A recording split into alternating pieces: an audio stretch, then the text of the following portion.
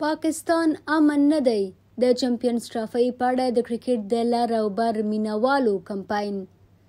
د پاکستان په پلازمینه اسلام آباد کې د پښتون ژغورنې غورځنګ پر مبارز او سیاسي غړي ګیلامن وزیر له برید او د نوموړي له شهادت وروسته اوس د کرکټ د لر او بر مینوالو د پاکستان په کوربتوب د چمپیونز ټرافي پر وړاندې کمپاین پیل کړی.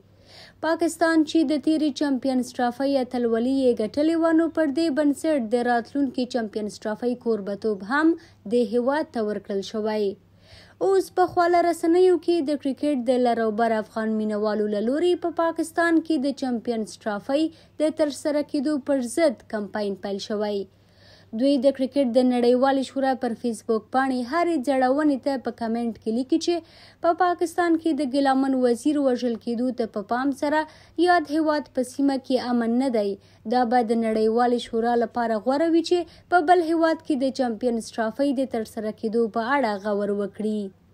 دوی همداراز په خواله رسنیو کې د خپلو ځړونو او خپرونو پر مهال هم د کرکټ نړیواله شورا ذکر کوي او په پاکستان کې د چمپیونز ټرافي د نه ترسره کولو خبره یې له غوږه تیروي. په ورته مهال د هند کرکټ بورډ هم ویلي د امنیتي اندېښنو له امله ښایي ونه شي کولی پاکستان ته د چمپیونز ټرافي لپاره ولاړ شي، خو بیا هم د خپل مرکزي حکومت پریکړې ته په تمه دي.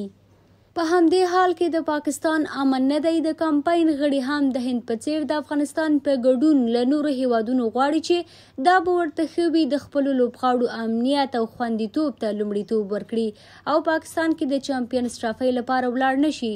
پاکستان امن نه دی، د چمپیونز ټرافي باید هلته ونه شي. له دې ټولو سره تر اوسه د کرکټ نړیوالې شورا د دغه کمپاین او غوښتنو په غبرګون کې څه نه دي ویلي.